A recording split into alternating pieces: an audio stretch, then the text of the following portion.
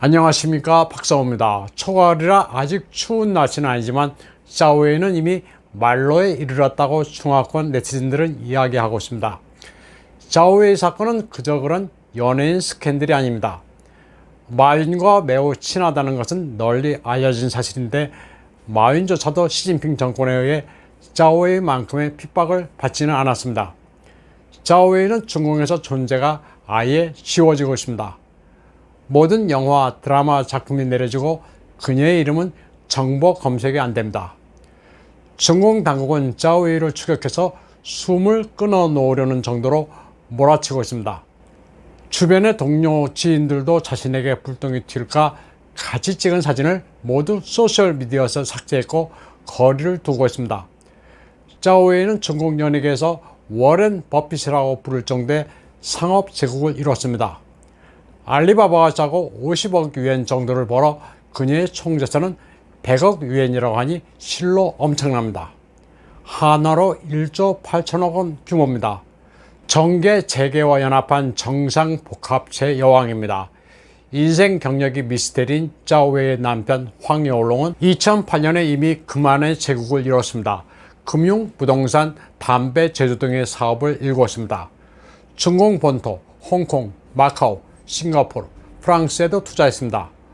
롬바르디아 605 비즈니스 전용기까지 소유하고 있었습니다. 그의 부는 중국 내에서 비견할 사람이 몇 안 됐습니다.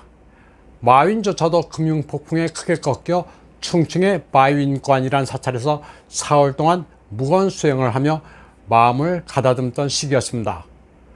황여울롱이 어떻게 그 많은 돈을 벌었는지는 베일에 쌓여 있습니다. 그가 말을 하지 않는 데다 감히 묻는 사람도 없었습니다.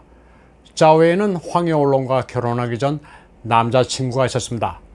남자친구는 우길기 복장 서동으로 정신이 붕괴됐습니다. 당시 짜오웨이는 환주 거거에서 샤오옌즈 작은 제비 배역으로 잘 나가는데 우길기 사건으로 한풀 꺾였습니다. 짜오웨이는 이후 재기에 크게 성공합니다. 거기에는 두 가지 요소가 있는데, 하나는 결혼이고 두 번째는 여러 귀인을 만난 겁니다. 그녀가 대중의 시선에 복귀했을 때 주목받은 것은 영화 작품이 아니었습니다. 주식 투자의 여신이란 이미지로 화려하게 복귀했습니다. 그리고 그 화려한 복귀를 도운 것은 마윈이었습니다. 짜오웨이는 회고하기를 마윈을 처음 만났을 때 그의 옷차림이 남루했다고 합니다. 그래서 마윈에게 옷을 사서 보냈더니 나는 뭘 입는지가 중요치 않다. 뭘 입어도 마윈이란 사실에는 변함이 없다고 말했다고 합니다. 그녀에게 마윈은 말라우스, 즉 선생님이었습니다. 마윈은 짜오웨이와 그다지 친숙하지 않다고 말은 하지만 두 사람은 아주 친밀했습니다. 2014년에 찐관 마윈, 가까이서 본 마윈이란 책도 다른 명사들과 함께 공동 집필했습니다.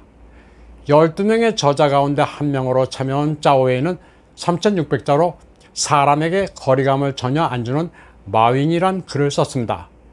짜오웨이의 남편 황여울롱도 마윈과 절친이었습니다. 마윈이 있는 곳에는 늘 황여울롱이 나타났습니다. 마윈이 경기를 관람하면 바로 옆에 있었고, 마윈이 빌 게이츠를 초청해 연회를 베풀 때도 수행하다시피 했습니다. 헝따가 알리바바와 계약할 때도 옆에 있었습니다. 마윈 옆에 늘 나타나는 배가 좀 나온 황여울롱의 정체를 일반인들은 눈치채지 못했습니다. 한 번은 짜오웨이 부부가 알리바바 계열사에 30억 홍콩 달러를 투자해 2대 주주가 되기도 했습니다. 그리고 몇 달 안에 수십억을 벌었습니다. 완자 사건도 짜오웨이의 몸값을 올렸습니다. 2016년 11월에 짜오웨이 부부는 황여울롱과 짜오웨이의 이름을 딴 롱웨이 찬메이란 페이퍼 컴퍼니를 만든 뒤 두 달 있다가 30억 유엔을 출자할 계획이라고 발표합니다. 그리고는 상장 회사인 완자 원화라는 회사의 지분 29%를 인수하기 위해 2억 5천만 유엔의 계약금을 내기로 했다고 발표합니다. 주변에서 볼 때 짜오웨이가 이 회사의 대주주가 되는 것처럼 보였기 때문에 주가가 크게 폭등합니다. 여자 워렌 버핏이라는 짜오웨이가 달려들었으니 여러 번 상한가를 치겠다는 희망에 부풀어 개미 투자자들이 마구 매수를 했기 때문이었습니다. 상한가는 줄곧 쳤지만 개미 투자자들의 꿈은 깨졌습니다. 사기였기 때문이었습니다. 자오웨이 부부가 실제로 투자한 금액은 6천만 위엔에 불과했습니다. 그리고 그 돈으로 51배의 수익을 거뒀습니다. 이 같은 주가 조작은 마윈이 지도해준 것이라는 소문도 파다합니다. 완자 원화라는 상장에서는 100억 위엔 규모인데 자오웨이 부부는 페이퍼 컴퍼니로 이 회사를 결국 인수합니다. 출자한다는 30억 위엔의 조달 방법은 아주 기묘했습니다.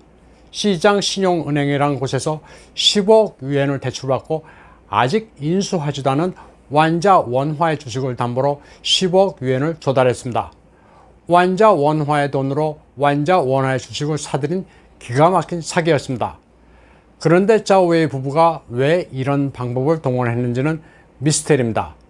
이미 7개 정도의 상장회사에 투자해 50억 위엔 정도는 마련할 수 있었는데 그 재산을 놔두고 엉뚱한 방법으로 자금을 조달한 겁니다. 6천만 위엔으로 100억 위엔이 넘는 시가총액을 가진 회사를 삼켰습니다. 그러다가 2017년 3월 자오웨이 부부는 투자한 돈을 회수한다고 발표합니다. 그 결과 상한가를 치며 폭등했던 주가가 90%나 빠져 휴지 조각으로 변했습니다. 개미 투자자들은 큰 손해를 봤습니다. 완자 원화 사건으로 인해 중공금융감독원은 자오웨이 부부에게 앞으로 5년 동안은 주식 투자 금지 조치를 내리고 30만 위엔의 벌금을 요구합니다. 자오웨이 부부에게 30만 위엔은 금전적으로 전혀 타격이 아니었습니다. 자오웨이 부부는 알리바바 픽처스의 2대 주주이기도 합니다. 알리바바 픽처스는 자오웨이가 감독을 맡은 언젠가는 사라질 우리의 청춘이란 영화에 투자했습니다. 중공금융감독원이 자오웨이에게 경고를 한 바 있지만 마윈의 엔트그룹이 IPO를 시도할 때 자오웨이는 모친 웨이치잉의 명의를 빌려 거액을 투자했습니다. 상하이방의 뒷배를 믿고 중공 당국을 만만하게 여긴 겁니다. 여기는 항저우시석이 저우장룡도 연루된 것으로 알려지고 있습니다. 항저우시를 무대로 이루어진 이 같은 범법 행각으로 항저우시 공무원 2만 5천 명이 조사를 받고 있습니다. 자오웨이에게 있어 귀인은 여럿입니다.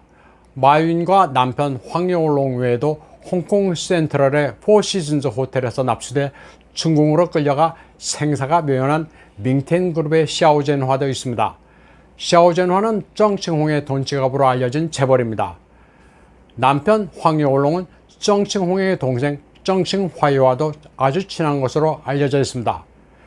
자오웨이를 도운 마윈도 지금 말 발굽이 떨어져 나갔다고들 이야기하고 있습니다.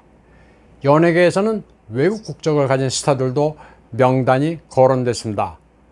광전 청국은 외국 국적자들을 이제 제한하겠다고 밝혔습니다. 대상은 미국 국적의 루이 페이, 판 웨이버, 왕리홍, 영국 국적의 짱 테일린, 캐나다 국적의 셰팅펑 짱여우팅, 싱가포르 국적의 릴레인제 등입니다. 드러내고 있지는 않지만 미국 정부가 중공을 핍박하고 있는 상황에서 뭘 하고 있느냐는 겁니다. 공산당에 충성하는 초심을 잃어버렸기 때문에 두들겨 맞을 만하다는 것으로 해석되고 있습니다. 연예계뿐만 아니라 정가, 금융가에도 이제 큰 폭풍이 몰아칠 조짐입니다. 모든 것은 이제 막 시작됐습니다. 오늘 방송은 여기까지 하겠습니다. 시청해주신 여러분 감사합니다.